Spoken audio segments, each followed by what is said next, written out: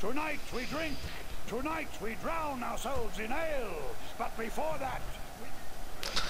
Hello there, Benevolent History speaking, and I'm doing another commentary battle. And this time I'm playing as the Gauls. Against my opponent, I think his name is Noobby. Yeah, Noobby. Interesting name. Noobby, playing as the Macedonians. Now, Gaul is a faction that is basically like Spain. They have nothing, really. The Gauls have basically nothing. They do have very mediocre heavy cav, they have very bad infantry, and they have Forester warbands, the best archers in the game. However, those Forester warbands are so flippin' expensive. I think they cost as much, or maybe they cost a little bit more than, yeah, they cost as much as cataphracts, really, which is just insane, really. They're just an archer unit, so most people don't bring them online when playing as Gaul. Right now, I think this is the best army as Gaul, really. If you really want to beat an opponent easily. I wouldn't recommend playing a Gaul against any clan member, really, or any other good player. I don't recommend playing as Gaul. Anyway, this army I brought has 6 Forester warbands, and 6 barbarian noble cav, and 2 barbarian light cav. Because the only good thing is that for Gaul, if you use Forester warbands, is that the Forester warbands are good. You'll see later on. They have much longer range than regular archers. And 1, 2, 3, 4, 5, 6. My opponent Noobby has brought like 5 royal pikemen, heavily upgraded, 1 phalanx pikeman, 1 levy pikeman, I think 2 companion cav, 2 Macedonian cav, and 1 general's bodyguard, and also 4 archers. Which is it's interesting to see how he upgraded his men. Normally online, people, clan people,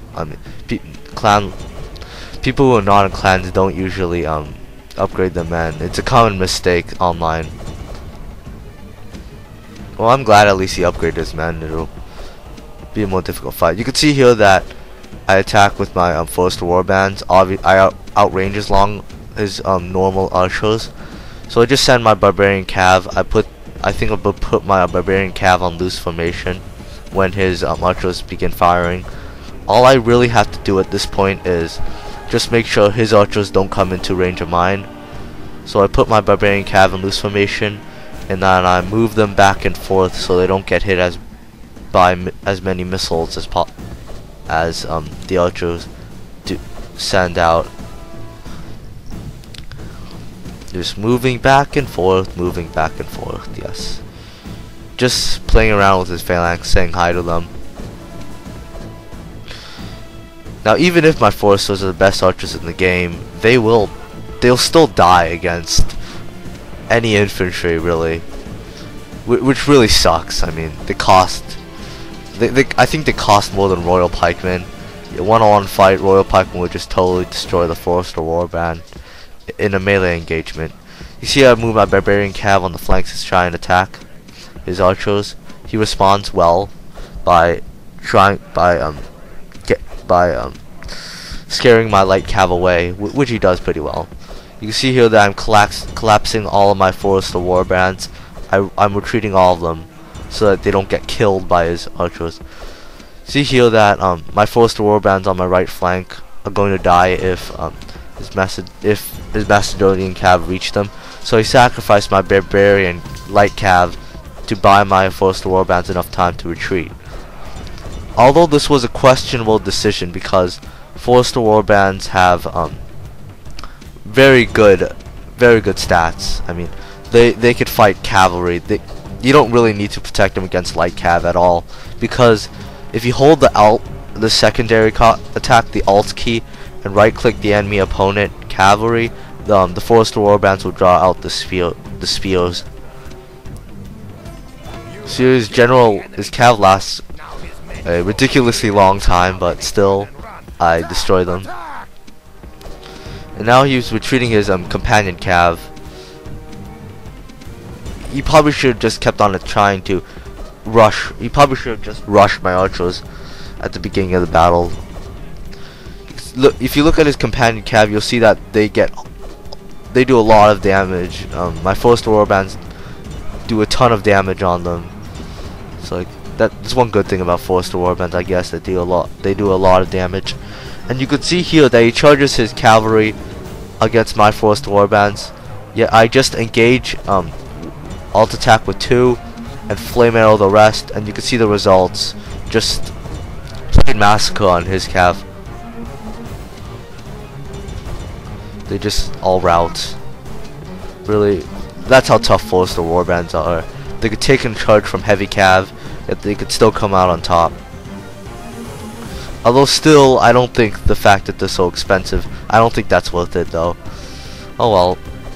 You can see my opponent making a huge mistake. That is he's separating his troops a lot. You should not be doing this at all. See, is one royal pikeman that's approaching my forced warbands, are very isolated, and I shoot flaming arrows at his royal pikeman, his isolated royal pikeman, and then I rout that royal pikeman very easily because it's very vulnerable, and alone, and they're being hit by flame arrows, and the fact that they're outnumbered. You see I'm running my noble cav away from his pikes. I mean, his pikes will totally rip apart my cavalry if I let them, so I have to be very cautious. See, 2 on one wing, one royal pikeman on the other. He just separated his troops a lot. I mean, he should not have done that, really. So I'm gonna concentrate all my forced warbands fire on those 2 royal pikemen on my left flank. See, I'm running away.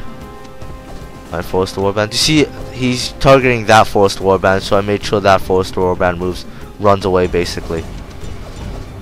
I make a little mistake here that I just charged all my barbarian noble cav just right in there. I hope that all his guys would just rout right away, but amazingly, this stupid royal pikeman lasts a long time. I mean, it says that they're basically wavering. They stay there and totally massacre a lot of my cav. Ugh. This lasts a ridiculously long time. And then you can see this one. I just charge head on into it. This royal pikeman, and that one routs immediately. That's what flame arrows would do to you if you got shot by that many flame arrows by forced warbands. Then you just rout. Even if you're royal pikeman, you rout. Oh, these are phalanx pikemen.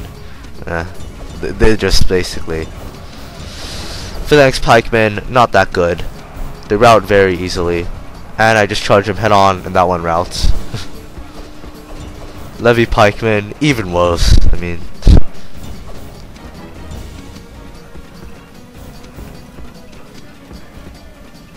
you see he only has 2 units left. So basically what my opponent has done is separated his troops a lot. He separated his troops and allowed my troops to overwhelm 1 unit at a time basically. And in any battle, you don't want to separate your troops like that. And flame arrows do a lot of havoc. Like flame arrows at the back, I just charge at the front. Even if the phalanx units, I just charge and then they just rout.